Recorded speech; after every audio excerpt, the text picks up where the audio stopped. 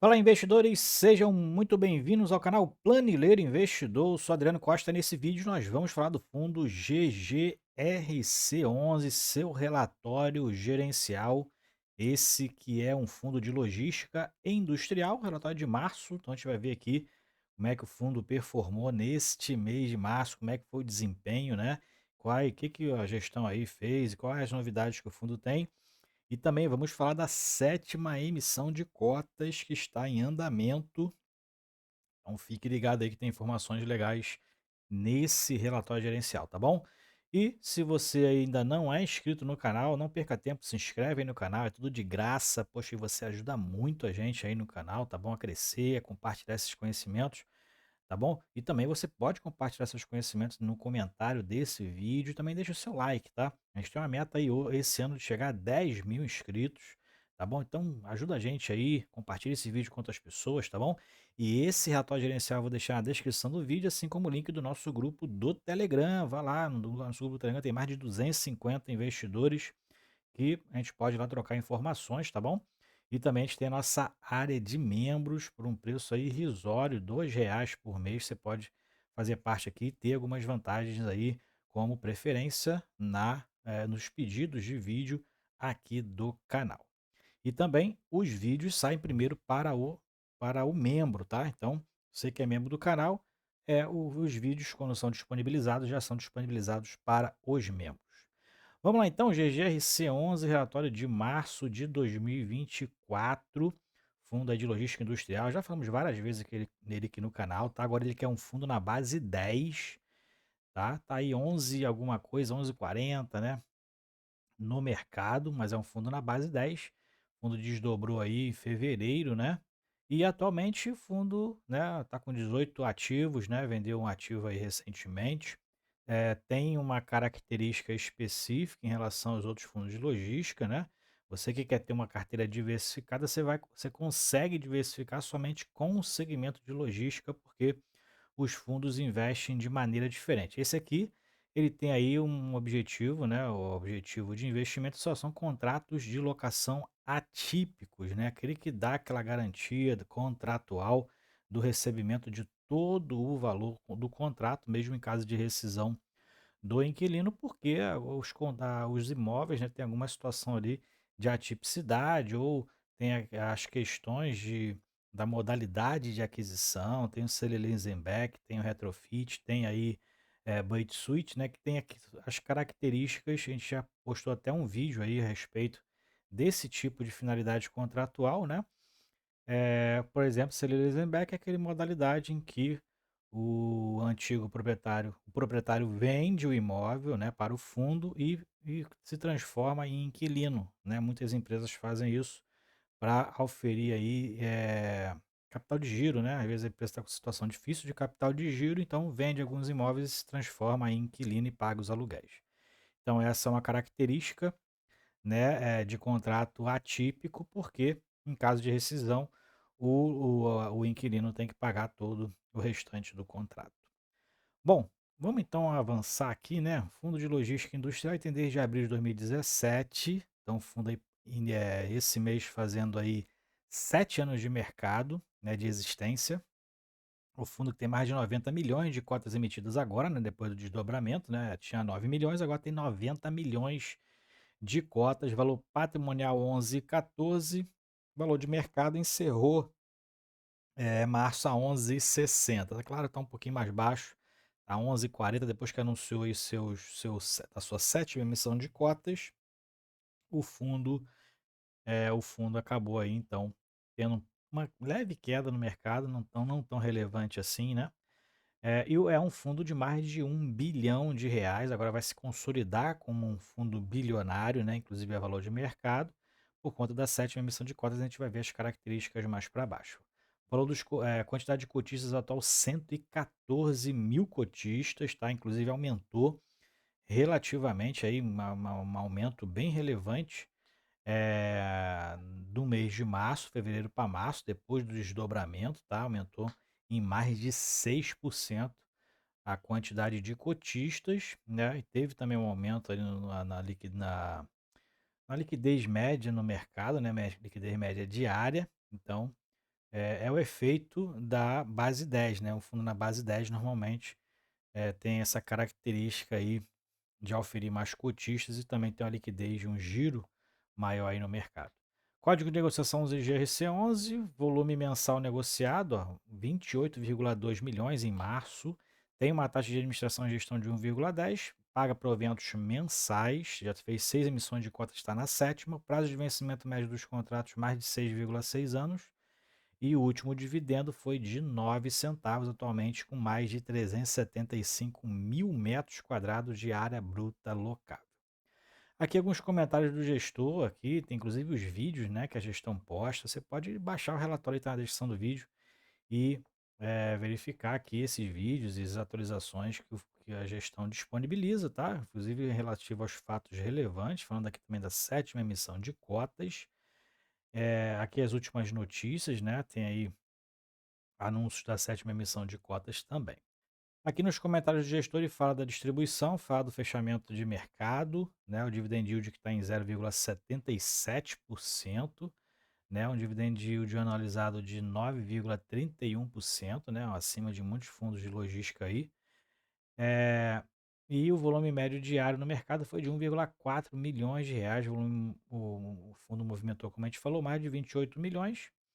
E um crescimento, ó, durante o mês de 20% em relação ao volume dos últimos 6 meses. Como eu falei, é o efeito base 10, né? Fundo aumentando sua liquidez aí. E também aqui ó, alcançou mais de 114.400 cotistas. Aqui, ó. Só em março foram mais de 6.430 cotistas que entraram para o fundo. Eu não sou cotista do fundo, né? Não falei. Eu não sou. Já fui anteriormente cotista do fundo. E foi um aumento só no mês de março de 6% na sua base. Bom, aqui ele fala do cenário externo, fala do cenário local, da economia, do Ibovespa, né, que teve uma queda em março. O IFIX teve uma alta em março, 2,92%. A gente vai pular essa parte, você pode depois baixar o relatório e fazer essa leitura. E ele fala aqui também do GGRC em relação, vem distribuir então 9 centavos, faz parte aí da expectativa de distribuição do fundo. O fundo não está utilizando recursos de caixa para fazer distribuição, isso é importante, né? O fundo não está aí queimando caixa, nem resultado acumulado, né? E aí ele fala aqui a respeito das projeções, né? O patamar de distribuição, semestre aqui será possível uma distribuição e um rendimento adicional. Ele fala porque também tem a questão daquele recebimento de aluguel anual que ele recebe logo em janeiro, né? E por isso que tem uma receita muito maior no mês de janeiro, a gente vai ver mais para baixo. E eles planejam chegar no final do semestre com mais de 4 milhões em reservas acumuladas, o que corresponde a aproximadamente 4 centavos por cota. O fundo que anuncia seus proventos só é diferente dos outros, né? Anuncia seus proventos no primeiro dia útil subsequente ao mês que ele faz referência, então anunciou acho que no 1º de abril, né? E paga 5 dias úteis depois, tá? Então, o fundo anuncia logo aí no primeiro dia útil e paga no 5º dia útil, pagando aí logo no início da segunda semana, normalmente, né? Normalmente. Aqui ele fala do acordo com a ETRA, 12 de março, o fundo, então, com um comunicado ao mercado, fez um acordo com a locatária ETRA para o fim da ação judicial, depois de rolar aí na justiça por mais de 2 anos. Né? Então, o acordo ele fala aqui que vai ter um recebimento de 80% dos valores devidos, com a correção monetária, né? Dos aluguéis suspensos e que dá em torno de 230 mil reais, serão pagos em 2 parcelas de 115, e a primeira já foi recebida lá em 19 de março e a segunda vai ser recebida provavelmente, foi recebida hoje, dia 19 de abril, né? Já que amanhã, 20 de abril, é sábado, né? Então, só se ele for fazer o Pix, né? O Pix, faz o Pix aí então para o GGRC. Bom, vamos lá então. Aqui ele fala aqui também que os aluguéis suspensos, objeto da ação, foram devidamente quitados pela ETRA em 12 parcelas durante o ano de 2021. Tá? Então isso aí quita aquilo que a ETRA devia para o fundo. Falando aqui da sétima emissão de cotas, no fundo então iniciou o período de preferência, tá? Iniciou lá no dia 15, segunda-feira, e encerra no dia 25 o direito de preferência, encerramento aí para você que é cotista do fundo tem aí direito a tem aí direitos correspondentes a em torno quase 12% das cotas que você tem, ou que encerrou lá na data base, tá, que não tem aqui a data base, mas o fator de proporção para você participar e que você tinha que ser cotista na data base é 0,1186, que dá quase 12%. Só que como tem que arredondar para baixo, corresponde então a aproximadamente 11,8%. Você multiplica pela quantidade de cotas que você tinha na data base e aí vai ter quanto você pode então fazer de direito de preferência que você tem. Isso também vem detalhado lá na tua corretora, né? Normalmente o direito de preferência é como final 12 e aparece na sua carteira, tá? É uma das características aí. O fundo então pretende captar mais de 120, quase 120 milhões de reais, tá? Então vai se consolidar como um fundo bilionário no mercado. Bom, vamos lá então. Vamos continuar aqui, né? Então, ele fala aqui algumas expectativas aí do cenário antes e depois da sétima emissão de cotas e pretende diminuir a alavancagem do fundo, né? As cotas vão aumentar em torno de 20 milhões de cotas. O fundo pretende aumentar aí o resultado mensal recorrente de a 9,1 centavos por cota, né? Então, e pretende provavelmente adquirir algum tipo de imóvel que vai aumentar a área bruta locável para 440 mil metros quadrados, né? O percentual maior de inquilino diminuir, então, né? A proporção do inquilino que paga maior receita, né? E o número de inquilinos, eles pretendem chegar de 21 a 22 inquilinos e o prazo médio de vencimento dos contratos aumentar para mais de 7 anos, então provavelmente vai adquirir algum imóvel. Aqui ele fala da visita técnica ao portfólio Covolan Teixo, né? Então tem algumas fotos aqui da visita técnica, né? Normalmente o fundo faz nos imóveis. Aqui algumas perguntas e respostas que o pessoal faz lá no site da gestora, né? E aqui a distribuição dos resultados, dividend yield, o fundo então manteve os 9 centavos de distribuição aí, que vem distribuindo já há algum tempo esses 9 centavos. A gente verifica também que o dividend yield recorrente, o dividend yield do fundo 9,3%, né, anualizado, então mantendo ali acima dos 9%, os pares ali próximo a 8,5% em média, né, são os pares aí do setor de logística industrial. E aqui dentro do resultado, a gente verifica que o fundo teve receita de locação de 8,7 milhões, aumentou um pouquinho em relação a fevereiro, né, em janeiro tem aquele aluguel anual que é pago, se eu não me engano, pela Suzano, não sei agora qual é exatamente o inquilino. Os outros valores ali dentro da normalidade, né? O fundo, então, com uma receita mais alta aqui em lucro de cotas de FIIs, né? Ganho de capital. E despesas 1,5, quase 1,6 milhões de reais em despesas, também dentro da normalidade. E o saldo para distribuição, 7,6 milhões de reais. O fundo ainda fez um caixa aí de que não, usou um pouquinho, né? Do resultado não distribuído de 529 mil e distribuiu mais de 8,1 milhões, 9 centavos por cota. E ele distribuía 90 centavos aqui em fevereiro e em janeiro, Adriano. Não, é porque aquele era na base 100 ainda, né? Não, a primeira distribuição na base 10 é agora em referente a março.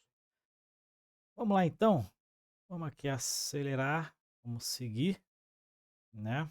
Então, mais para baixo a gente verifica que a rentabilidade, fundo que em março teve uma rentabilidade positiva de 0,46% no valor da cota, distribuiu em torno de 0,78%, né? Então teve uma rentabilidade positiva, assim como o IFIX também teve no período. E mais para baixo a gente verifica o valor mensal e o cota de fechamento, né? Então aqui a gente verifica embaixo a liquidez mensal, né? E a cota de fechamento, então, 11,60, mantendo ali dentro, né, dos últimos 6 meses, pelo menos, dentro ali de um padrão de valor. E teve um aumento de liquidez aqui de fevereiro para março por conta, então, do desdobramento que teve lá, acho que foi no início de março, tá? O desdobramento foi no início de março, se não me engano. Aqui é a distribuição de resultado. A gente verifica que a Ambev, né, tem maior participação na receita aqui, não é americana, né, 23,3%, americanas, hein, ó, risco americanas aí. E a Ambev quase 18% seguida da Etra, né, que pagou aí o que devia aí judicialmente, é quase 11%.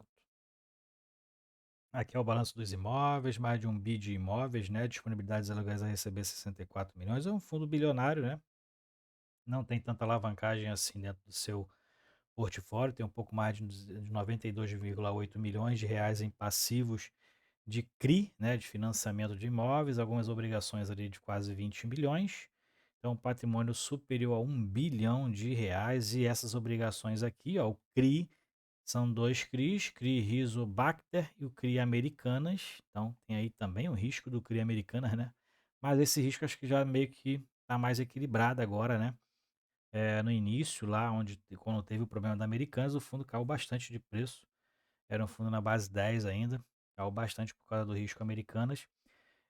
Hoje já está um pouco mais, aí o mercado já não esqueceu um pouquinho essa questão da Americana, né? E só segue acompanhando a questão da recuperação judicial. E nas obrigações, a gente verifica que tem alguns ITBIs aqui a pagar, retenções em relação à Ambev Itajaí, né? Então tem algumas questões aqui ainda de obrigações do fundo. Cotistas, ele tem esse mapa aqui onde ele mostra onde tem a maior quantidade de cotistas de GRC11, está em São Paulo, seguido do Rio de Janeiro aqui, mas São Paulo é, é o campeão, na verdade, né? E aqui a gente verifica o efeito base 10, o que que fez, né? Subiu com mais de 6% a quantidade de cotistas que vinha ali, né? A trancos e barrancos permanecer entre 106 e 107 mil cotistas. Dentro da tipologia dos contratos, então, logístico é o principal, 54%, comércio varejista é o principal segmento ou ramo de atividade, e o principal indexador dos contratos é o IPCA, e o vencimento, né, 40% vence só a partir de 2023 e 43% vence daqui a 3 anos, em 2027. Esse a gente vai acompanhar essas renovatórias também, né? E aqui é o preço médio de locação, aluguel de mercado e aluguel do portfólio. A gente verifica que praticamente ali, dos aluguéis médios praticados pelo fundo, está seguindo a tendência de mercado. Aqui é o portfólio do fundo de galpões logísticos, né? São aí 8 atualmente, né? São 8 galpões logísticos atualmente e outros 10 galpões industriais, e tem os que são híbridos, né? Industriais agora ele separou, né? Então são 8 logísticos, 5 industriais e tem outros 5 híbridos dentro do portfólio. E aqui a divisão por região, mas também por inquilino, né? Qual imóvel que ele ocupa. E os imóveis aí, sua essência, são imóveis monousuários, né? É a característica também do fundo. É isso aí então, atualização aqui do GGRC11, Fundo de Logística Industrial. O vídeo ficou um pouquinho longo, mas deu para atualizar aí o que está acontecendo no GGRC11. O fundo aí o mercado está respondendo bem a questão da base 10, né? O fundo aumentou a quantidade de cotistas, aumentou a liquidez e está agora numa 7ª emissão de cotas, que tem tudo para dar certo aí, caso o preço de mercado permaneça acima do valor da cota que ele está pedindo lá na emissão, ok? Senão a gente sabe que a emissão acaba ficando prejudicada, ok? Então a gente vai seguir acompanhando aí como é que vai ser essa emissão e siga acompanhando o fundo para qualquer oportunidade, de repente, né, pode pintar uma oportunidade aí da gente entrar no fundo, ok? É isso aí então, se você gostou do vídeo, deixa o seu like, não deixe de se inscrever no canal, fique com Deus, até o próximo vídeo, tchau, tchau.